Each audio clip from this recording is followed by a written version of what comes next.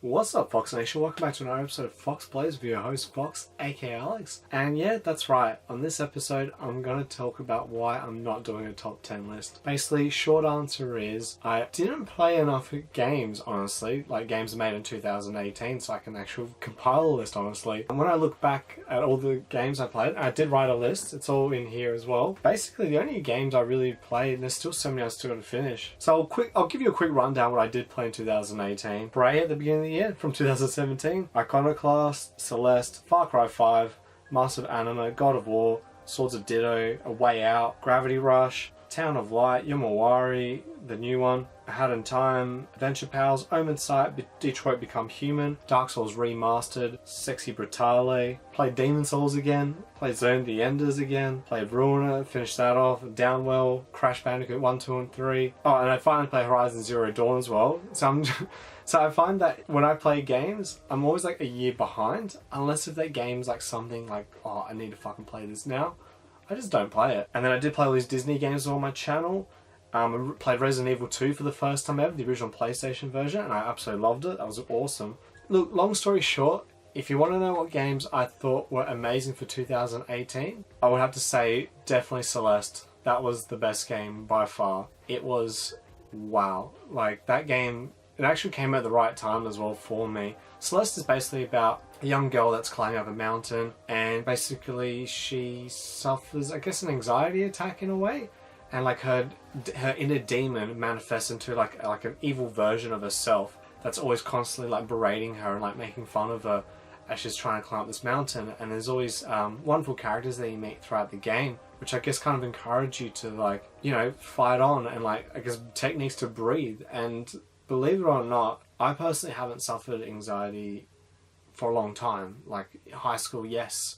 A little bit after high school, yes. But then after a while, I kind of got over it, honestly. I just didn't feel it anymore. I didn't feel anxious. I had other things that, you know, I worry about, but like none of that like crippling fear where you just can't do stuff or you can't breathe. But believe it or not, something happened to me last year in 2018. I don't want to go into the details.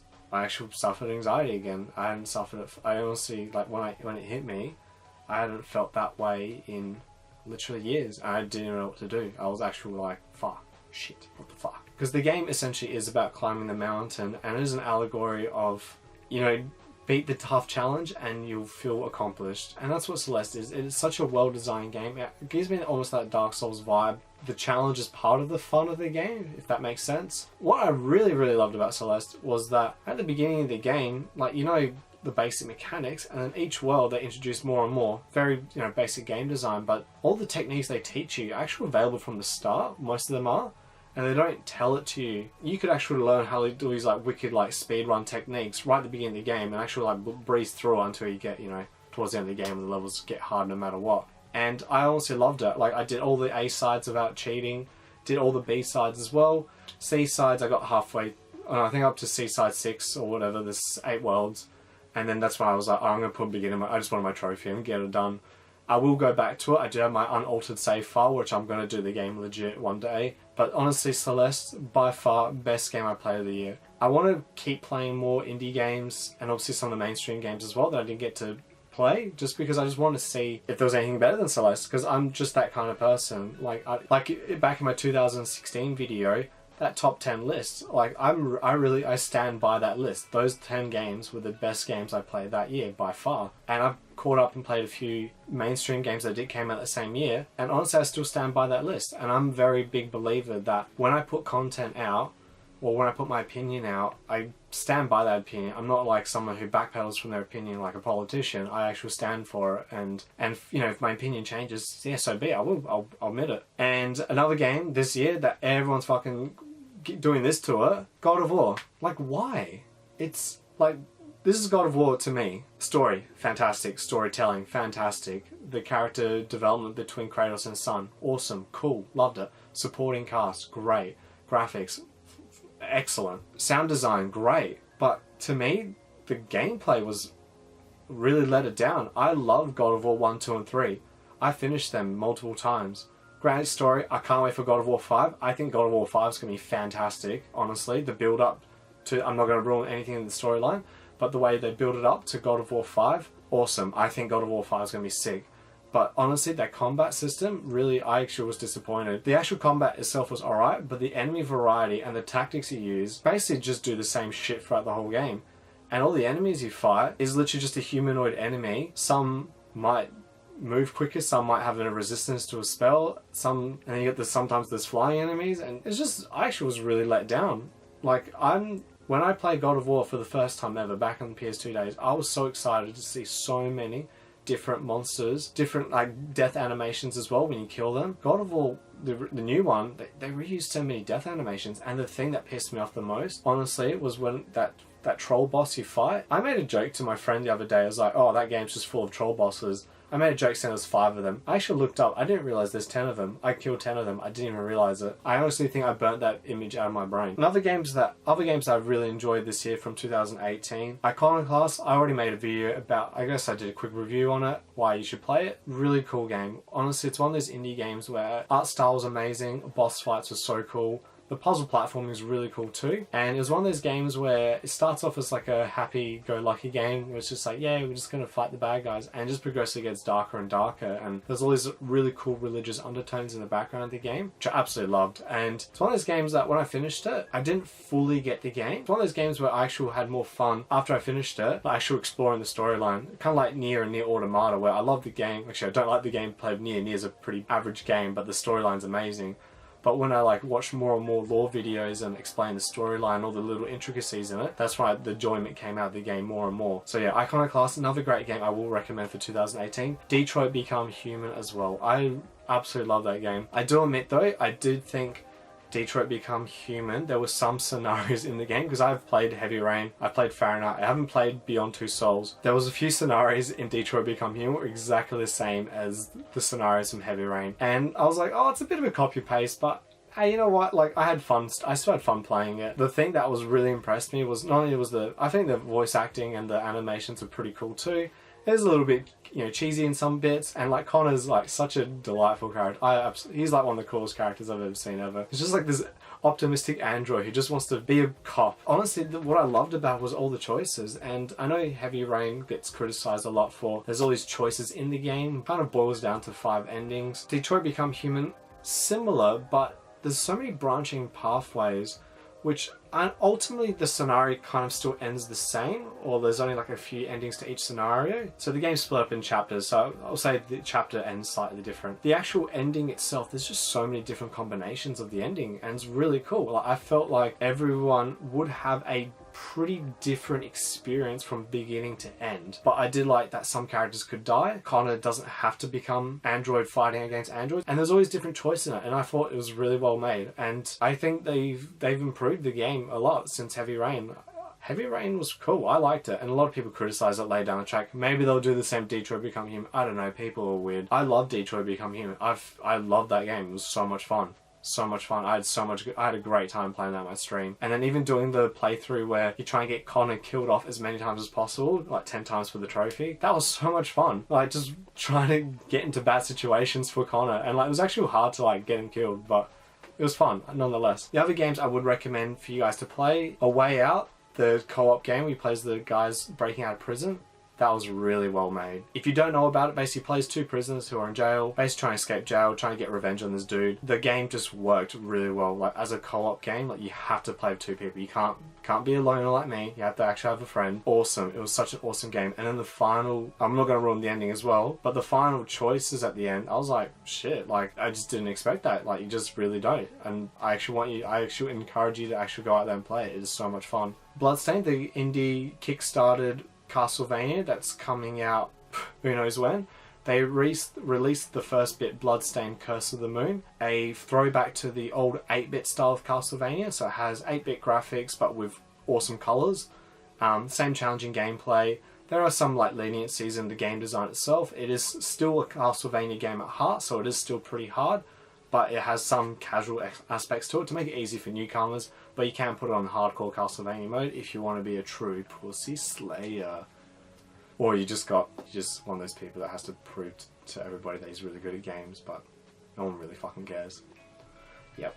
That's me. But it was a lot of fun. That was awesome. The boss designs and the branching pathways and the storyline. But give it a try. If you want to get into the original Castlevania series, I'd actually give that game...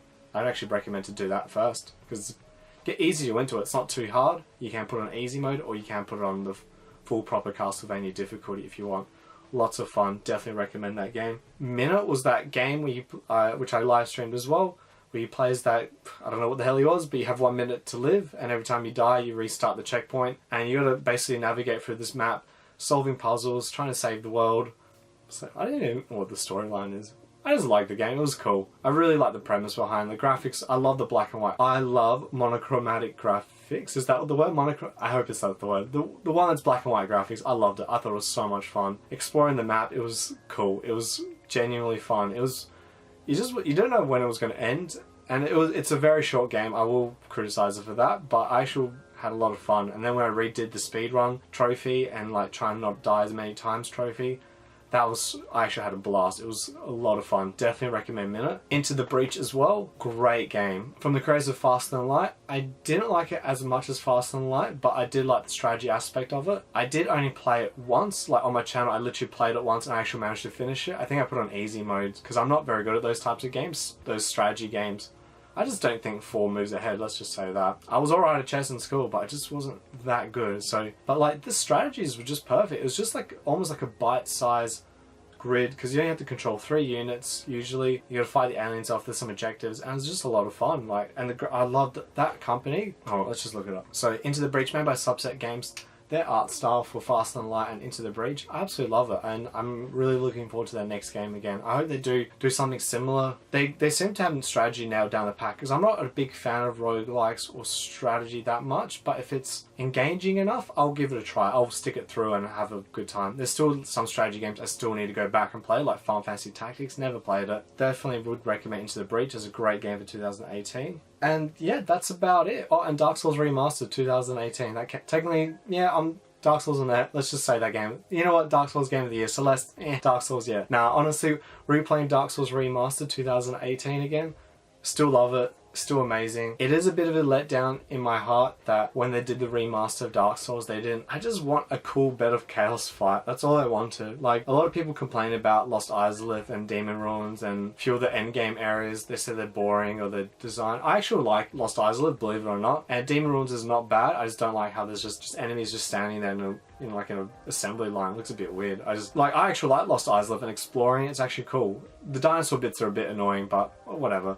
But the boss sucks. Bed of Chaos, you can't defend Bed of Chaos. I just wanted like a cool fight, but I honestly think it's a bit of a missed opportunity, but oh well, what can you do? Maybe they'll do a remaster, I don't know. Now just thinking about it on that point, so do you remember when Resident Evil 1 came out and then they did that remake on GameCube, whatever, 10 years later? Isn't that a weird concept that maybe they might do that for PS3 and, 360 games or PS4, Xbox One games? Maybe in 10 years time they're going to do like a remake of that. I don't know, who knows. But yeah, Dark Souls Remastered, great. Still loved playing it. Still loved it. Games I still need to play from 2018 that I still haven't played. Spider-Man, Red Dead Redemption 2, you saw me live stream it. Red Dead 2, I'm loving it. I think it's a great game. I do think it's a little bit too long. Always defend a Rockstar, like, even though they're a big company and they spend a lot of money and the online portion of the games are a bit boring and shit. Sorry, Rockstar, if you watch this, you probably won't watch this. I'm a shitty small YouTuber. My content's shit, so that's fair enough. Yeah, the online section of the games are nah.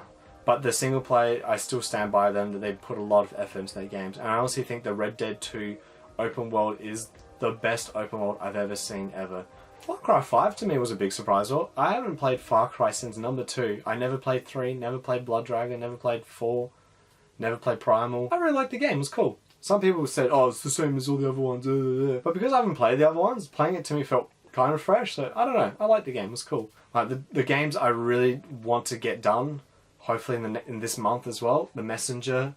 Everyone's saying how great it is, and it looks fucking cool as shit. I need to play it. And the new Yakuza game that came out, apparently it's amazing. And I never played any of the Yakuza games at all. The Fist of the North Star game, I watched Happy Console Games review on it, and I just looked at it, I'm like, I want to play that. It just looks so cool. No one's even talking about it at all. And that's why when I look at top 10 games of 2018, like I try and look as many lists as possible, because you do find some lists are all the same, or they're all the same types of games. I do like people who just try and play everything, because sometimes there are games out there that just never get that respect. I'm going to wrap this video up here. Basically, I want to hear from you guys who stuck through. What some of the games that you enjoyed from 2018? What are something that you want me to? What are some of the games you want me to play on the channel as well? If you want, in the list down below, write your top 10, why you like those games as well, or top 5, how many ever you played, or maybe just the game that you just really stuck with you when you played it. But yeah, I love each and every one of you. If you did enjoy the channel, make sure to hit that like button, hit that subscribe button if you haven't already. Links in the description down below as well to my social medias, and donation links as well if you want to support the channel financially. But hey, just spreading the word, spreading the love, that's all I need from you guys. Alright, peace out. Love each and every one of you. Even the haters. Love you all.